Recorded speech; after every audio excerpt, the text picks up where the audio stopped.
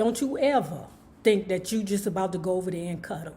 And I know you like, Nay, that's my play cousin. Your play cousin, Grapes too. Oh, my life, be waiting for you.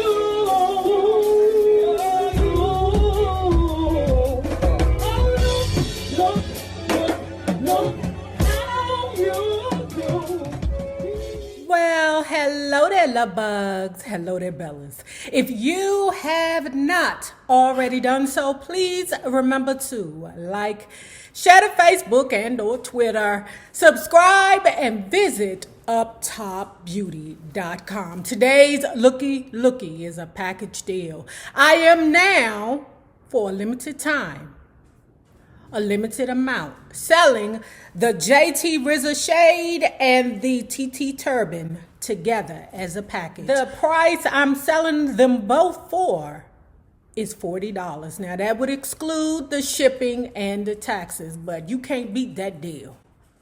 And if you are not already a part of this book club, please hit the Patreon link below and or the join button here on the YouTube. And for a small monthly fee of $5, you babies, look at that thing. Yes, you can be privy to all the shenanigans before the YouTube gets it, if the YouTube gets it. Now, let's continue talking about the Lost Supreme, the life of a dream girl, Florence Ballard. Although Morris never put out a hit by the Primettes, he did get the group better gigs than Jenkins did.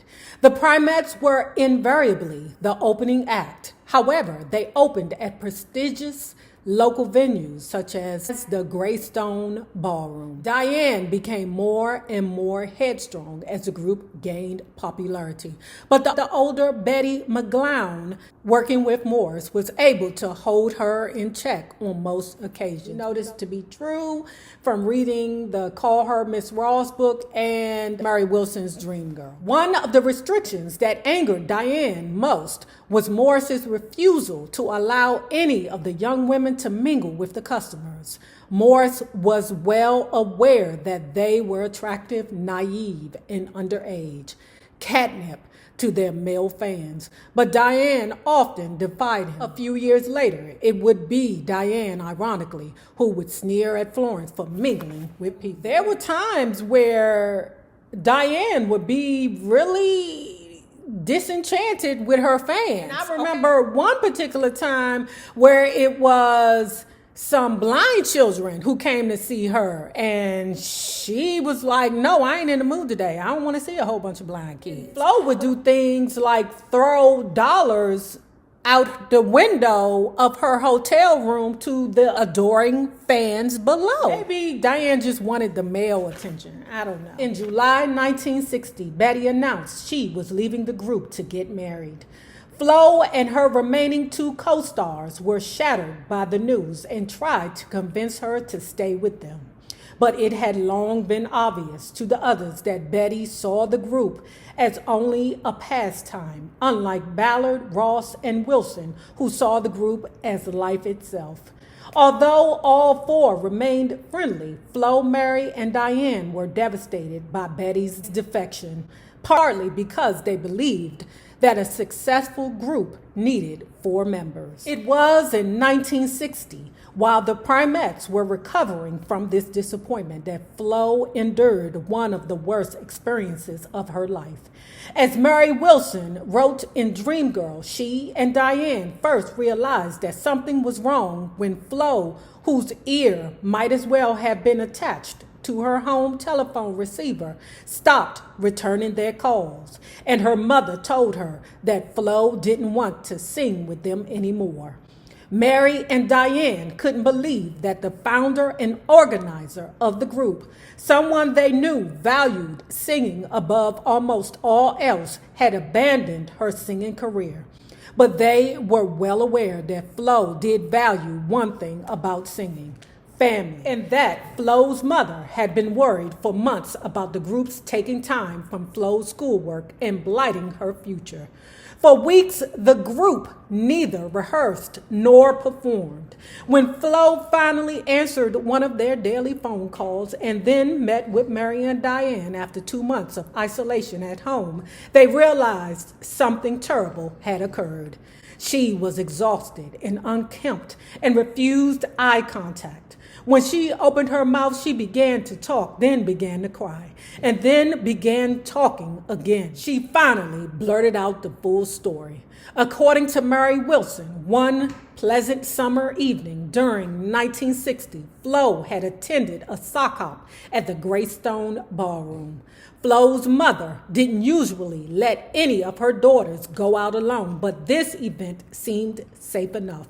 No alcohol served, and Flo's brother Billy was going with her.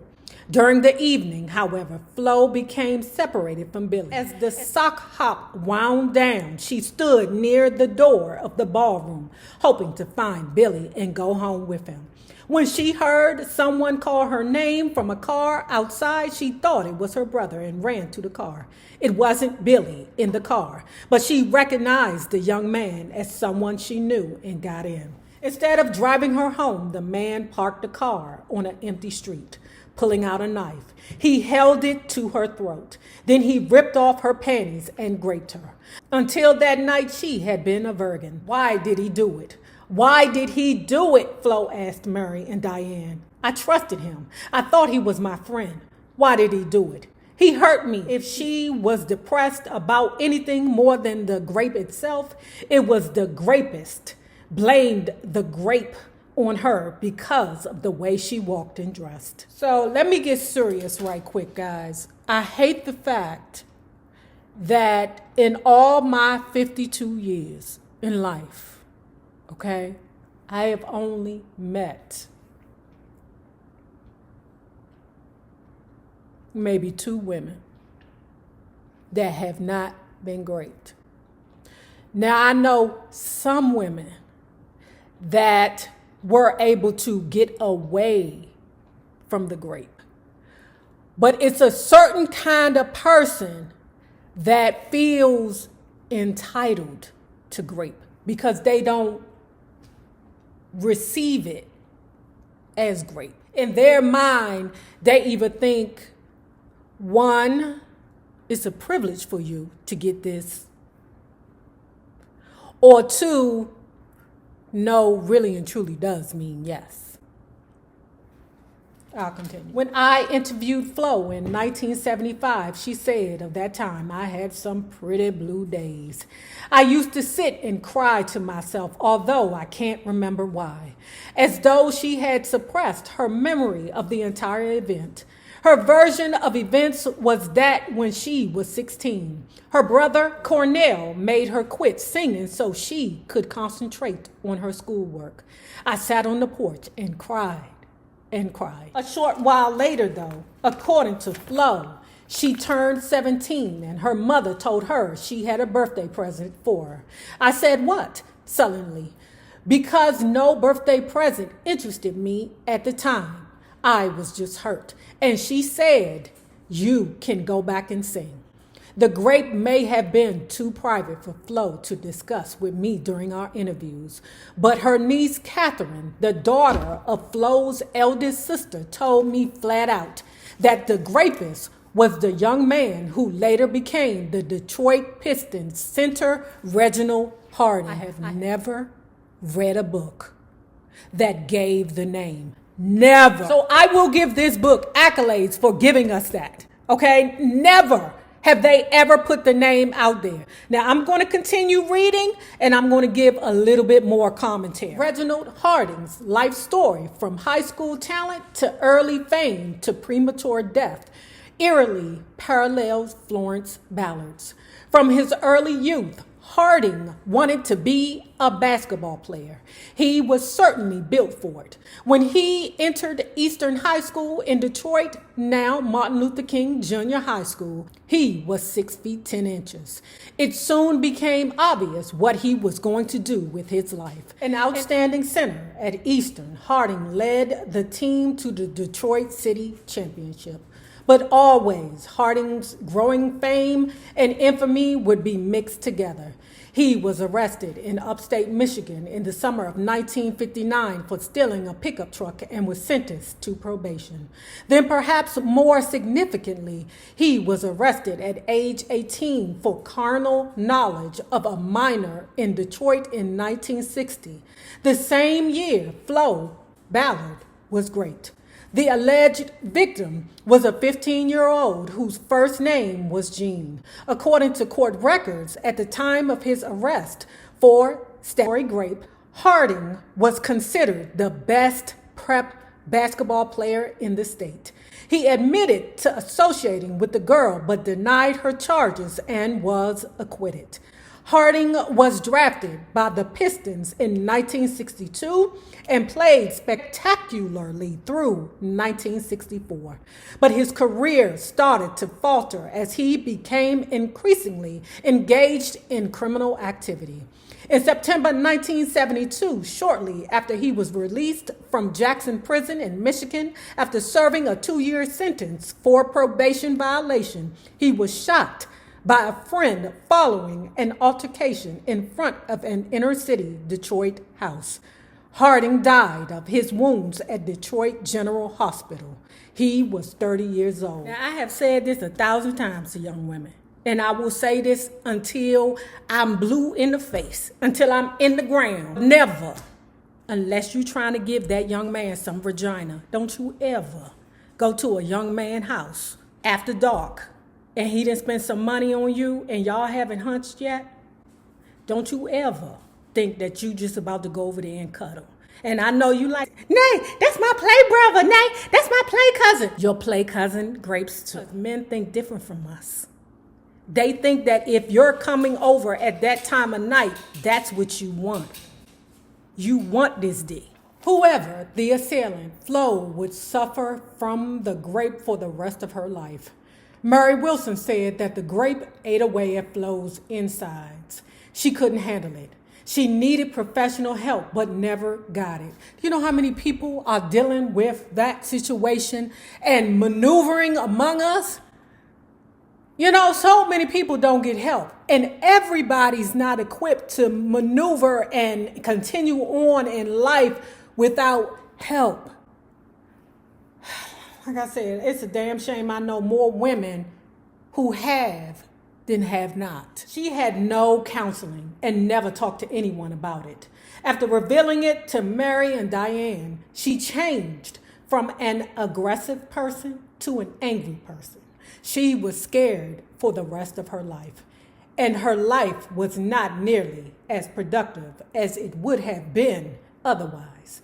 Nonetheless, Flo returned to the group following the grape, and she and her 2 remaining partners tapped tall, pretty Barbara Martin, a friend of a friend, as the new 4th primate. Trying to jumpstart their careers, the primates hung around the lobby at Motown headquarters every day after school, pestering producers, writers, singers, and anyone else who walked by for the opportunity to record. The only reason they were allowed to stay in the lobby at all was that they were managed on the side by Motown employee Morris. They knew the receptionist and they flirted with the male Motowners who sauntered by. Eventually, their pleas were heard, and they were allowed to work as occasional informal backgrounders for big Motown stars such as Marvin Gaye and Marv Johnson. The primates spent their first year at Motown vocalizing and hand-clapping anonymously behind big-name stars. By 1960, though, Gordy could no longer use the excuse that they were still in school to turn aside their pleas to make their own record, since, according to his criteria, they had all finished high school. They spent months recording songs that Gordy usually ruled were not worth releasing. Among them was After All, a tune produced by Smokey Robinson and recorded by the Primates on October 1st, 1960.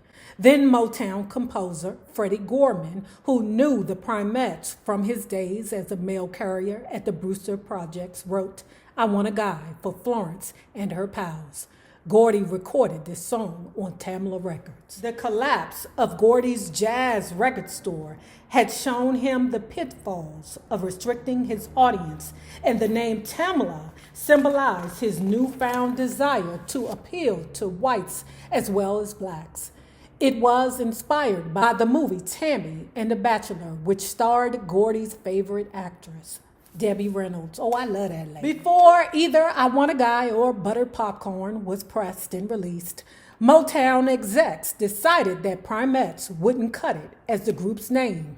It was too 1950. The young women themselves were asked to choose a new one from among the many ideas typed out on a sheet of paper, including the Darlenes, the Sweet Peas, the Melodies, the Royal Tones, and the Jewelettes.